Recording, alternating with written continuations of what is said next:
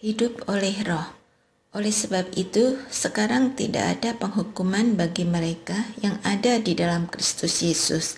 Sebab hukum roh yang memberi hidup telah memerdekakan engkau dalam Kristus Yesus dari hukum dosa dan hukum maut.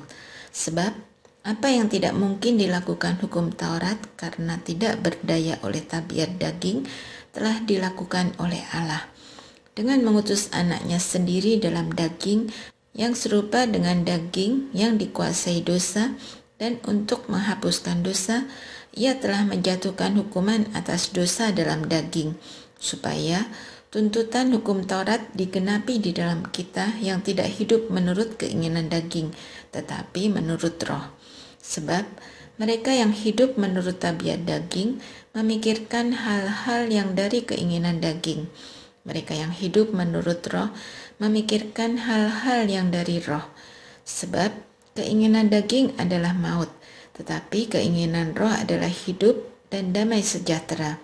Sebab keinginan daging adalah perseteruan terhadap Allah, karena keinginan itu tidak takluk kepada hukum Allah. Hal ini memang tidak mungkin baginya.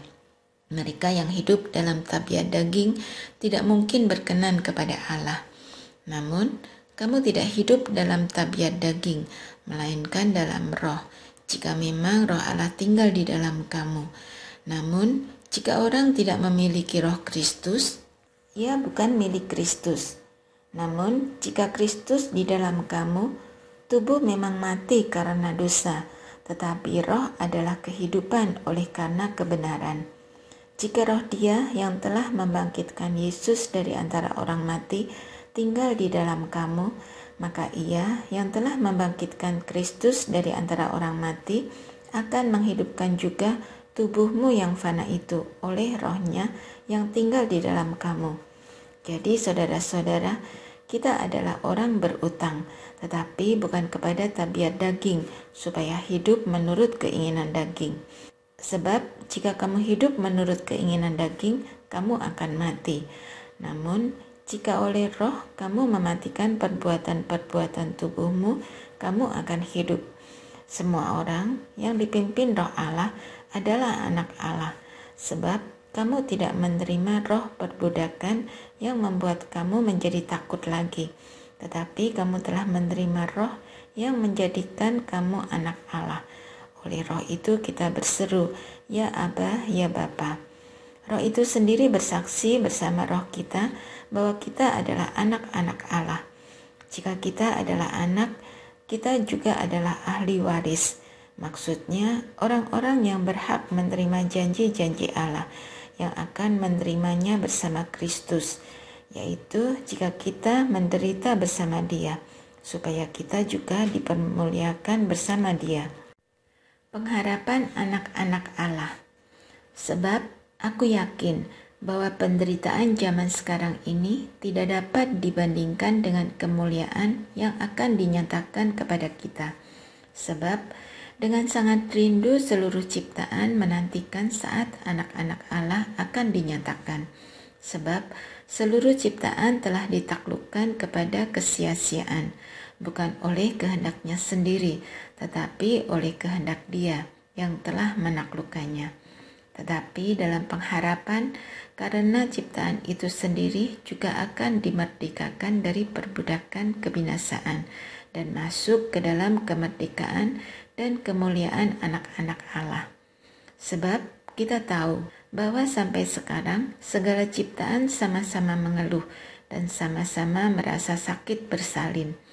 Bukan hanya mereka saja, tetapi kita yang telah menerima karunia sulung roh, kita juga mengeluh dalam hati kita sambil menantikan pengangkatan sebagai anak, yaitu pembebasan tubuh kita. Sebab kita diselamatkan dalam pengharapan, namun pengharapan yang dilihat bukan pengharapan lagi. Sebab bagaimana orang masih mengharapkan apa yang dilihatnya? Namun jika kita mengharapkan apa yang tidak kita lihat, kita menantikannya dengan tekun. Demikian juga roh membantu kita dalam kelemahan kita, sebab kita tidak tahu bagaimana sebenarnya harus berdoa. Tetapi Roh sendiri menyampaikan permohonan kepada Allah dengan keluhan-keluhan yang tidak terucapkan. Allah yang menyelidiki hati nurani mengetahui maksud Roh itu, yaitu bahwa Ia sesuai dengan kehendak Allah memohon untuk orang-orang kudus. Kita tahu bahwa Dia turut bekerja dalam segala sesuatu demi kebaikan orang-orang yang mengasihi Allah, yaitu mereka yang terpanggil sesuai dengan rencananya. Sebab semua orang yang dipilihnya dari semula, mereka juga ditentukannya dari semula untuk menjadi serupa dengan gambar anaknya, supaya ia, anaknya itu, menjadi yang sulung di antara banyak saudara. Mereka yang ditentukannya dari semula, mereka itu juga dipanggilnya. Mereka yang dipanggilnya, mereka itu juga dibenarkannya. Mereka yang dibenarkannya, mereka itu juga dimuliakannya. Keyakinan iman. Sebab itu, apa yang akan kita katakan tentang semuanya itu? Jika Allah di pihak kita, siapakah yang akan melawan kita? Ia yang tidak menyayangkan anaknya sendiri, tetapi yang menyerahkannya bagi kita semua. Bagaimana mungkin Ia tidak mengaruniakan segala sesuatu kepada kita bersama Dia? Siapakah yang akan menggugat orang-orang pilihan Allah? Allah yang membenarkan mereka? Siapakah yang akan menghukum mereka? Kristus Yesus yang telah mati, bahkan yang dibangkitkan, duduk di sebelah kanan Allah dan memohon untuk kita. Siapakah yang akan memisahkan kita dari kasih Kristus? Penindasan atau kesengsaraan atau penganiayaan atau kelaparan atau ketelanjangan atau bahaya atau pedang? Seperti tertulis, oleh karena Engkau kami ada dalam bahaya maut sepanjang hari. Kami dianggap sebagai domba-domba sembelihan. Tetapi dalam semuanya itu kita lebih daripada orang-orang yang menang melalui Dia yang telah mengasihi kita. Sebab aku yakin bahwa baik maut maupun hidup, baik malaikat-malaikat maupun pemerintah-pemerintah, baik yang ada sekarang maupun yang akan datang, atau kuasa-kuasa, baik yang di atas maupun yang di bawah, ataupun suatu makhluk lain, tidak akan dapat memisahkan kita dari kasih Allah yang ada dalam Kristus Yesus Tuhan kita.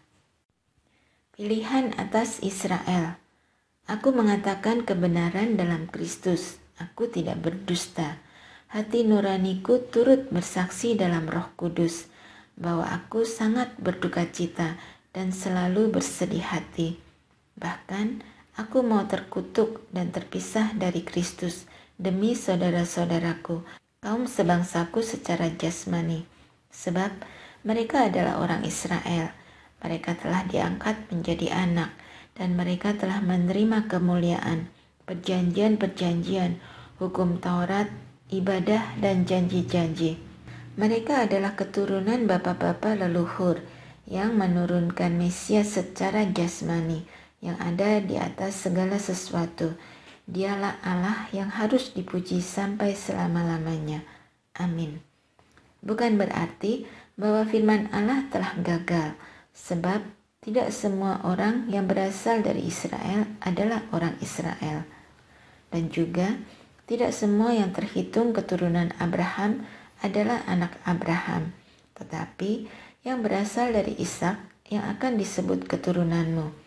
Artinya bukan anak-anak secara jasmani yang adalah anak-anak Allah, tetapi anak-anak perjanjian yang disebut keturunan yang benar. Sebab firman ini mengandung janji. Pada waktu seperti inilah aku akan datang dan Sarah akan mempunyai seorang anak laki-laki. Namun bukan hanya itu saja. Lebih terang lagi ialah Ribka yang mengandung dari satu orang, yaitu dari Ishak, bapa leluhur kita. Sebab waktu anak-anak itu belum dilahirkan dan belum melakukan yang baik atau yang jahat, supaya rencana Allah tentang pemilihannya diteguhkan bukan berdasarkan perbuatan, tetapi berdasarkan panggilannya. Dikatakan kepada Ribka, anak yang tua akan menjadi hamba anak yang muda, Seperti tertulis, Yakub kukasihi, Esau kubenci. Jika demikian, apa yang hendak kita katakan? Apakah Allah tidak adil? Mustahil.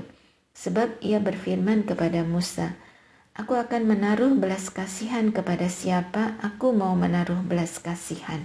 Dan aku akan bermurah hati kepada siapa aku mau bermurah hati. Jadi, hal itu tidak tergantung pada kehendak orang atau usaha orang, tetapi kepada belas kasihan Allah. Sebab kitab suci berkata kepada Firaun, Itulah sebabnya aku mengangkat engkau, yaitu supaya aku memperlihatkan kuasaku di dalam engkau, dan supaya namaku dimasyhurkan di seluruh bumi. Jadi, ia menaruh belas kasihan kepada siapa yang dikehendakinya, dan ia mengeraskan hati siapa yang dikehendakinya. Sekarang, engkau akan berkata kepadaku, jika demikian, apalagi yang masih disalahkannya? Sebab siapa yang menentang kehendaknya? Siapakah engkau, hai manusia, maka engkau membantah Allah? Dapatkah yang dibentuk berkata kepada yang membentuknya, Mengapa engkau membentuk aku demikian? Apakah tukang periuk tidak mempunyai hak atas tanah liatnya untuk membuat dari gumpal yang sama suatu bejana untuk tujuan yang mulia dan yang lain untuk tujuan yang biasa? Jadi, bagaimana kalau Allah yang hendak menunjukkan murkanya dan menyatakan kuasanya menaruh kesabaran yang besar terhadap bejana-bejana kemurkaannya yang telah disiapkan untuk kebinasaan, justru untuk menyatakan kekayaan kemuliaannya atas bejana-bejana belas kasihannya yang telah dipersiapkannya untuk kemuliaan, yaitu kita yang telah dipanggilnya, bukan hanya dari antara orang Yahudi, tetapi juga dari antara bangsa-bangsa lain. Seperti yang difirmankannya juga dalam kitab Hosea, yang bukan umatku akan kusebut umatku, dan yang bukan kekasih, kekasih. Di tempat di mana telah dikatakan kepada mereka, kamu ini bukanlah umatku. Di sana mereka akan disebut anak-anak Allah yang hidup. Yesaya berseru tentang Israel.